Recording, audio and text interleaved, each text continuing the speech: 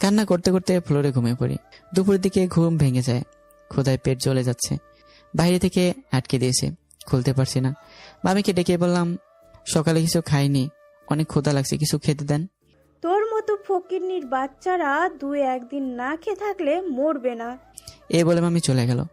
এখন আম্মুর কথা অনেক মনে পড়ছে। ছোটবেলায় নিজ হাতে আমাকে খাইয়ে দিত। আজ আম্মু থাকলে আমার সাথে কেমন হতো। টেবিলে পানির বোতলে পানি আছে, ঢকঢক করে ওগুলো খেয়ে নিলাম। পানি খাওয়ার পর মনে হচ্ছে ক্ষুধাটা একটু কমেছে, কিন্তু এই পানি খেয়ে কতক্ষণ থাকা যায়। রাতে মামা আসলো। আসার কিছুক্ষণ পরে সে আমার রুমের দরজা খুলে দিল।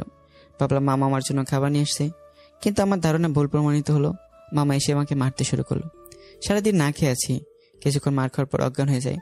মুখের উপর গরম কিছু অনুভব করলাম। চোখ খুলে দেখি সকাল হয়ে গেছে। সূর্যের আলো জানালা দিয়ে এসে আমার মুখের উপর পড়েছে। সারা শরীর ব্যথায় জমে আছে, তারপরেও কষ্ট করে উঠলাম। রাতে মামাকে মামি বলেছে কি সেটা জানি না, হয়তো এক গাদা মিথ্যা বলেছে, যার জন্য আমাকে এমনভাবে মারলো। রুমের বাইরে আসলাম। রিয়া ড্রয়িং রুমে বসে টিভি দেখছে। আমাকে দেখে বলল, ভাইয়া, তোমার কাছ থেকে এটা আশা করিনি। আমি কি করলাম? গতকাল সীমা আপুর সাথে কি করেছো? কিছুই করিনি। মিথ্যা কথা বলবে না। আপু বলল তুমি আপুকে টেনে তোমার রুমে নিয়ে যেতে লাগছিলে কেন? সত্যি বলছি, আমি এমন কিছুই করিনি, বিশ্বাস কর আমাকে।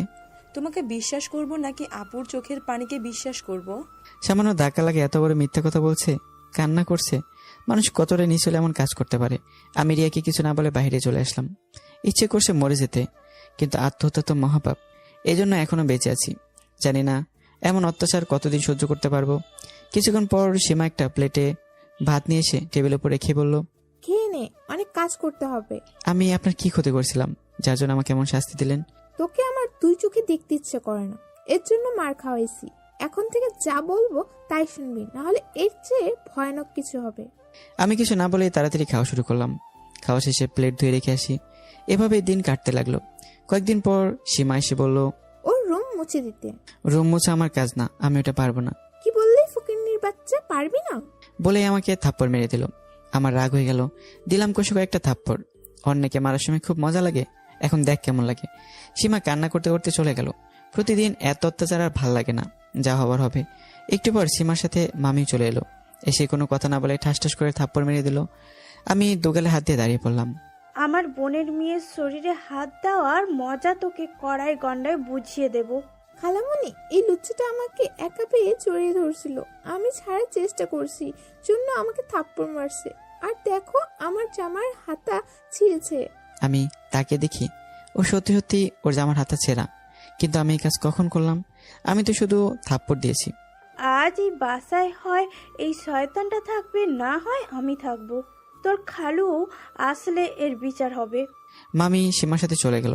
যাওয়ার সময় সীমা আমাকে মুখ বেঁচকে দিয়ে গেল। মামির ফোন পেয়ে মামা বিকেলে অফিস থেকে চলে আসে। এসে আমাকে মারতে শুরু করলো। রিয়া এসে মামাকে বাধা দিয়ে বলল, আপু থামো, আর মারলে ভাইয়া মরে যাবে। তুই চুপ কর। আজ সীমার সাথে কিছু করার চেষ্টা করেছে, কাল তোকে বাসায় একা পেয়ে তোর ক্ষতি করবে না এর কি গ্যারান্টি আছে? ওর মতো কুলাঙ্গার বেঁচে থাকার চেয়ে মরে যাওয়া ভালো। মারের চোটে চোখ দিয়ে পানি গড়িয়ে পড়ছে, কিন্তু গলা দিয়ে কোনো আওয়াজ বের হচ্ছে না। অনেক পানির পিপাসা পেয়েছে। কোনো মতে অস্ফুট সরে বললাম, পানি। মেঝেতে পড়ে আছি। মামা বেল দিয়ে মেরেছে, পিঠ ফেটে রক্ত বের হচ্ছে। ওদের কাছে আমি পশুর চেয়েও খারাপ কিছু। এজন্যই পানি চাওয়ার পর ওকে পানি দিল না। মনে হচ্ছে মৃত্যু আমার খুব নিকটে। মনে হচ্ছে মা বাবাকে সামনাসামনি দেখতে পাচ্ছি। এরপর আর কিছুই মনে নেই। রাত জেগে দেখি শরীরে ব্যথায় টনটন করছে। এদিকে গলা শুকিয়ে কাঠ হয়ে গেছে। কোনো রকমে উঠে ট্যাবের পানি খেলাম। পরনের শার্টটা পিঠের সাথে লেগে আছে। কষ্ট করে শার্টটা খুলতে লাগলাম, কিন্তু আঠার মতো পিঠে আটকে আছে। জোরে টান দিলাম, পিঠ পড়ে যেতে লাগলো। মনে হচ্ছে খাবলা দিয়ে কেউ মাংস তুলে নিল। শার্টটা সামনে ধরে দেখি পিঠের কিছু জায়গায় চামড়া সহ উঠে এসেছে। কষ্ট করে আরেকটা টি শার্ট পরলাম। এখানে থাকলে এটা আমাকে মেরেই ফেলবে। এসে দূরে কোথাও চলে যাবে ভালো। রাত প্রায় 3টা। আমি সবকিছু গুছিয়ে নিলাম। টিউশনি করে কিছু টাকা জমিয়েছিলাম। কোনো দেখি 1000-5 মতো। মামার দেয়া একটা ফোন আছে। না, এই ফোন নিয়ে যাওয়া যাবে না। ফোনটা টেবিলের উপর রাখলাম। এরপর মামার জন্য একটা চিঠি লিখতে লাগলাম। প্রিয় মামা, তুমি জানো ছোটবেলায় মা বাবা মারা যায়। এরপর থেকে তোমাকে বাবা আর মামিকে মায়ের মতো মানি। মনে হয় না তোমার কথায় কখনো অবাধ্য হয়েছি। তারপরে তুমি আমাকে বিশ্বাস করতে পারলে না। বিশ্বাস কাচের মতো, কারো পর একবার বিশ্বাস ভেঙে গেলে তাকে আর বিশ্বাস করা যায় না। জানি না কি জন্য সেদিন অ্যাক্সিডেন্টে আমি মরেছিলাম না। মরলে আজকের এই দিন দেখতে হতো না। তোমার মারের চেয়ে কথার আঘাতগুলো বেশি লেগেছে। একদিন ঠিকই বুঝবে ভুলটা কার ছিল, আর সেদিন তুমি আমাকে খুঁজে পাবে না। মনে করতাম মা বাবা নাই তো কি হয়েছে, তোমরা তো আছো। কিন্তু উপরওয়ালার সবার ইচ্ছে পূরণ করে না। আমার তো মনেই ছিল না আমি এতিম। এতিমের কেউ থাকে না, শুধু শুধু মায়া বাড়াইছি। কাউকে কোনো অভিশাপ দেব না, এটা আমার কপালে আছে। যাই হোক, মামি আর আমার ছোট বোনটার খেয়াল রেখো। কথা দিলাম আজকের পর থেকে এই কোলাঙ্গারকে তোমার সামনে দেখবে না। চিঠিটা বাস করে ফোনের নিচে রেখে দিলাম। এরপর ব্যাগ কাঁধে নিয়ে বাসা থেকে বের হয়ে আসলাম। এখন আমি যাব কোথায়? এই দুনিয়ায় আমি একা। এই রাজশাহী শহরটা আমার কাছে বিরক্ত মনে হচ্ছে। এখানে থাকলে হয়তো অল্প দিনের ভিতরে মারা যাব। এখান থেকে অনেক দূরে কোথাও চলে যেতে হবে, যেখানে আমাকে কেউ চিনবে না। ঘড়িতে তাকিয়ে দেখি 4টা প্রায় বাজে। ভোরে একটা ট্রেন আছে ঢাকা যাওয়ার। হাঁটতে হাঁটতে স্টেশনে চলে আসলাম। বাকি রাতটুকু জেগেই কাটিয়ে দিলাম। এরপর সকালে ট্রেনে উঠে ঢাকায় চলে আসলাম। এখন প্রায় 1টা বাজে। ক্ষুধায় পেটটা জ্বলে যাচ্ছে। রাস্তার পাশে হোটেলে দুপুরে খাবার খেলাম। এখন একটা থাকার জায়গা খুঁজতে হবে। অনেকক্ষণ খুঁজে একটা মেসে রুম ফাঁকা পেলাম, ওটাই উঠে পড়লাম। থাকার জন্য রুম পাওয়া গেল। এখন একটা কাজের জোগাড় করতে হবে। পরের দিন সকালে কাজের খোঁজে বের হলাম। অনেক খোঁজাখুঁজি করে একটা কাজও পেলাম না। এভাবে কদিন চলে গেল, কিন্তু কাজ পাচ্ছি না। এদিকে কাছে যে টাকা ছিল তা প্রায় শেষ হয়ে আসছে। এমন চলতে থাকলে না খেয়ে মরতে হবে। পরের দিন কাজ করতে বের হয়েছি। এমন সময় কোথায় এবার একটা ছেলে এসে আমাকে ঘিরে তুললো। ওদের মধ্যে একজন চাকু বের করে বলল, কাছে যা আছে সব বের কর, না হলে এই যে ছুরি দেখছিস এটা দিয়ে তোর পেট ফুটো করে দেব। বিশেষ করেন আমার কাছে কোনো টাকা পয়সা নেই। শালা মিথ্যা কথা বলিস কেন? তোরে দেখে তো মনে হচ্ছে না তুই একটা ফকিন্নির পোলা। ভাই সত্যি বলছি, আমার কাছে টাকা নেই। আরেকজন বলল, এই তোরা এই শালারে চেক কর, কিছু না পেলে উত্তম মাধ্যম দিয়ে ছেড়ে দে। আমার কাছে কয়েকশো টাকা আছে, এগুলো নিয়ে নিলে দুপুর থেকে খেতে পারবো না। এই জন্য ওদের থেকে টাকাগুলো বাচ্চাদের দৌড় দিলাম। ছেলেগুলো আমার পিছে পিছে দৌড় দিছে। আমি আরো জোরে দৌড় দিলাম, কিন্তু তারপর ছেলেগুলো আমাকে ধরে ফেললো। এরপর ওরা সবাই মিলে মারতে শুরু করলো। মারা শেষে কাছে যা টাকা ছিল সব কেড়ে নিল। আমার তখন ওঠার মতো আর শক্তি নেই। ওদের ভিতরে একজন এসে চাকু দিয়ে আমার হাতে একটা টান দিয়ে বলল, শালা এতক্ষণে দুধ দেওয়ার শাস্তি ভোগ কর। এই বলে ওরা চলে গেল। হাত থেকে গলগল করে রক্ত পড়ছে। ব্যথা যন্ত্রণায় হাত নাড়াতে পারছে না। এমনভাবে রক্ত পড়তে থাকলে কিছুক্ষণ পরেই রক্ত শূন্যতায় মরে যাব। চোখের সামনে বাবা মাকে দেখতে পাচ্ছি। এরপর চারদিকে ঝাপসা দেখতে লাগলাম।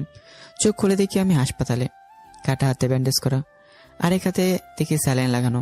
আমার জ্ঞান ফেরার দিকে নার্স বলল, ভেবেছিলাম আপনি হয়তো বাঁচবেন না, কিন্তু উপরওয়ালার অশেষ রহমতে বেঁচে গেছেন। আমি কোথায়? ঢাকা মেডিকেল হাসপাতালে। 3 দিন পর আপনার জ্ঞান ফিরেছে। আচ্ছা, আমাকে এখানে কে এনেছে? এক ভদ্রলোক। উনি যখন আপনাকে হাসপাতালে নিয়ে আসেন ততক্ষণে আপনার শরীর থেকে অনেক রক্ত বের হয়ে গেছে। রক্তক্ষরণের জন্য আপনার বাঁচার সম্ভাবনা কম। যদি বাঁচতে চান তাহলে দ্রুত 6 ব্যাগ রক্ত বি পজিটিভ রক্ত জোগাড় করুন। উনি নিজে আপনাকে 2 ব্যাগ রক্ত দেয়, আর বাকি রক্ত ব্যাংক থেকে কিনে আনেন। নার্সের কথা শুনে মনে হলো পৃথিবীতে তাহলে এখনো ভালো মানুষ আছে। উনি আমাকে বলেছিল আপনার জ্ঞান ফিরলে ওনাকে যেন জানাই। আমি কল করে জানাচ্ছি। নার্স চলে গেল। বিকেলে ভদ্রলোক এলে আমার সাথে দেখা করতে। আমার চেয়ে ওনাকে বেশি খুশি মনে হচ্ছে। আমাকে দেখে বলল, তোমাকে নিয়ে অনেক টেনশনে ছিলাম, আল্লাহ তোমাকে বাঁচিয়েছে। এখন বলো তোমার মা বাবা কোথায়? ওনাদের খবর দিতে হবে। ওনারা কত টেনশনে আছে আল্লাহই ভালো জানে। কাকে জানানো? পৃথিবীতে আপন বলতে কেউই নেই। কি বলো, সত্যি? আমার বয়স 7 বছর যখন, তখন একটা অ্যাক্সিডেন্টে মা বাবা মারা যায়। এরপর থেকে একাই থাকি। মামা মামির কথা আর বললাম না। পুরনো কথা মনে করে দিয়ে মনে হয় কষ্ট দিলাম। আগে কষ্ট পেতাম, এখন আর কিছু মনে হয় না। আচ্ছা, তোমার এই অবস্থা কে করেছে? রাস্তায় গুন্ডাদের সাথে ঘটে যাওয়া সবকিছু খুলে বললাম। সবকিছু শোনার পর উনি বলল, আচ্ছা, তাহলে কোনো কাজ পেয়েছো? না। উনি একটু ভাবলো, এরপর বলল, আচ্ছা, তুমি কি কাজ পারো? রান্না বাদে প্রায় সব কাজই পারি। গাড়ি চালাতে পারো? পারি। আগে তুমি সুস্থ হও, তারপর তোমার কাজের ব্যবস্থা করার দায়িত্ব আমার। ধন্যবাদ আপনাকে। আচ্ছা, তোমার নাম তো জানা হলো না। জি, আমি অনিক হাসান। আমি আশরাফ চৌধুরী। আচ্ছা, তুমি রেস্ট নাও। এরপর উনি আমার হাতে কিছু টাকা ধরিয়ে দিয়ে বলল, এই টাকাগুলো রাখো। আপনি আমার জন্য অনেক কিছু করেছেন, জানি না এই ঋণ কিভাবে শোধ করব। এরপর আর আমাকে ঋণই করবেন না। এই টাকাগুলো এমনি দিচ্ছি না, তোমার চাকরির বেতনের অগ্রিম টাকা, এখন তো নাও। আমি টাকাগুলো রেখে দিলাম। উনি চলে গেল। হসপিটালে আরো 7 দিন থাকতে হবে। হসপিটালে থেকে বের হয়ে মেসে গেলাম। আশরাফ স্যারের কথা মতো সবকিছু গুছিয়ে ওনাদের ঠিকানা মতো জায়গায় গেলাম। সামনে তাকে দেখি অনেক সুন্দর একটা বাসা। দারোয়ান আমাকে বলল, কি চাই এখানে? এটা আশরাফ স্যারের বাসা না? হ্যাঁ, কিন্তু উনি তো বাসায় নেই। ফিতে বিকেল হবে, আপনি অন্য সময় আসুন। আমি আর কথা না বলে কিছু দূরে একটা রেস্টুরেন্টে গিয়ে বসলাম। ঘড়িতে দেখি 3টা বাজে। তার মানে আশরাফ স্যারের আসতে আরো 2 ঘন্টার মতো লাগবে। এখানে শুধু শুধু বসে থাকার চেয়ে আশেপাশে ঘুরে দেখা ভালো। আমি রেস্টুরেন্ট থেকে বের হয়ে হাঁটতে লাগলাম। কিছু যাওয়ার পর একটা পার্ক পেলাম। আমি পার্কের ভেতর ঢুকে ঘুরতে লাগলাম। হঠাৎ চোখ গেল একটা মেয়ের ওপর। কেমন যেন চেনা চেনা লাগছে। ভাবতে লাগলাম কোথায় দেখেছি। মনে পড়ছে এ তো সেই মেয়ে যাকে বাঁচানোর উপায়স্বরূপ থাপ্পড় দিয়েছিল। কিন্তু এ রাজশাহী থেকে ঢাকাতে কি করে এলো? আমাকে যদি দেখে তাহলে সাথে সাথে ওর বান্ধবীদের দিয়ে মার খাওয়াবে। তার সে এখান থেকে কেটে পড়াই ভালো। আমি মেয়েটার পাশ কেটে চলে যেতে লাগলাম। হঠাৎ